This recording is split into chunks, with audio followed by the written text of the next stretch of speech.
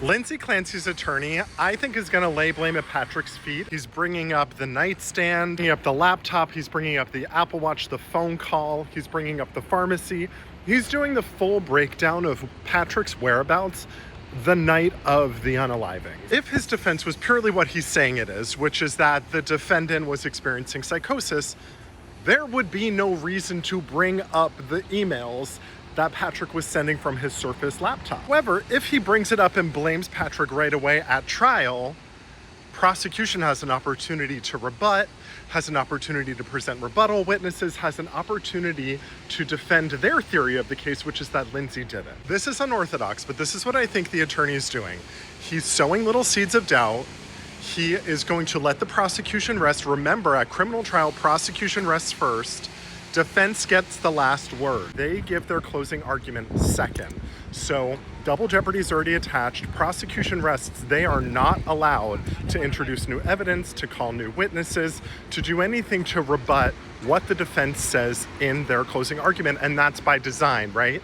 If you are being tried for a crime that you didn't commit, or maybe you did, you get the last word in the jury's mind as they go into the deliberation room, the theory of your case, what you want them to remember. I bet that this attorney is going to bring up some suspicious allusion aimed at Patrick in the closing argument when the prosecution cannot defend or rebut that accusation. Criminal defense law, your job is to sow a little bit of doubt in the jury just so that that threshold, proof beyond a reasonable doubt, has not been met. Defense's job is not to prove that someone else did it. They just have to sow enough doubt to make it seem like their client did not do it. Their job is not to find a new defendant, try that person. That's the prosecutor's job. And it's unorthodox for a defense attorney to bring in a whole new theory in a closing argument, but it is technically allowed. Well, I think that her attorney planted all these little breadcrumbs. He's not going to blame him head on. He's not going to say that he did it head on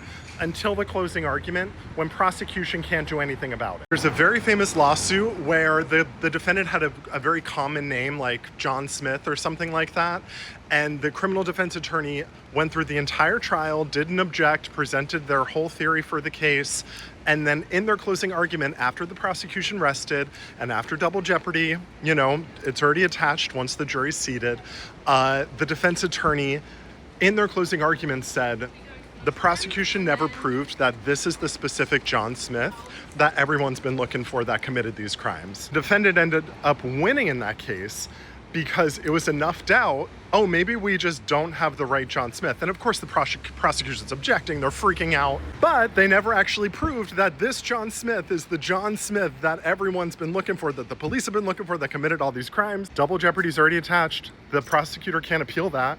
It's a rookie mistake. It's a total fuck up. But if you want to prosecute someone for that crime, you have to prove their identity. So it's definitely possible for a defense attorney to bring in a new theory during a closing argument and use that to undercut the prosecution.